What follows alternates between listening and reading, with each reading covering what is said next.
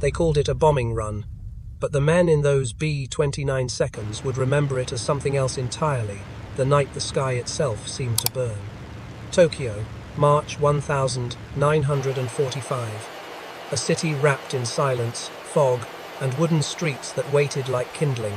The bombers approached low, engines trembling in the dark, moving not with triumph, but with a heavy, unspoken dread.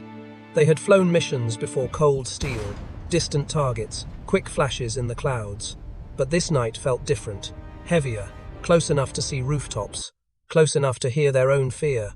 The order came through the radio, a whisper cutting through static. Begin drop. And then the first canisters fell tumbling shadows that seemed harmless for a heartbeat, until they burst open like tearing the sky apart. Not explosions. Fire. A rolling wave of fire. The flames didn't spread, they ran. Down alleys, across bridges, beneath collapsing roofs.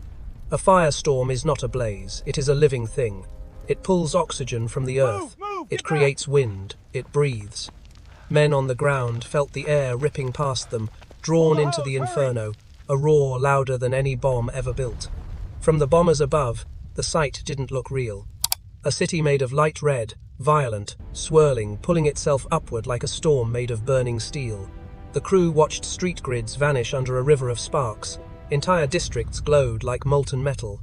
The heat climbed so high it shook their aircraft. Some stared in silence, others whispered prayers. A few turned away, unable to watch what their hands had set in motion. Nothing in training had prepared them for the paradox. They were winning the war, but losing a piece of themselves. Tokyo was supposed to be a target. Instead, it became a memory, one the men carried back across the Pacific, a memory etched in smoke and guilt and disbelief. Many would say later that the firestorm didn't end when the bombs ran out. It followed them home, lived in their dreams, flickered behind their eyes every time they closed them. The raid achieved its objective. Factories destroyed, supply lines shattered, a nation pushed closer to surrender. But numbers never tell the truth of nights like this.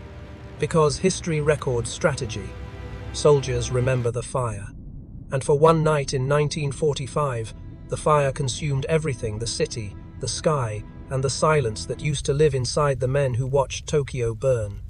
Some battles are won with steel, others with shadows, heat, and the unbearable weight of what victory costs.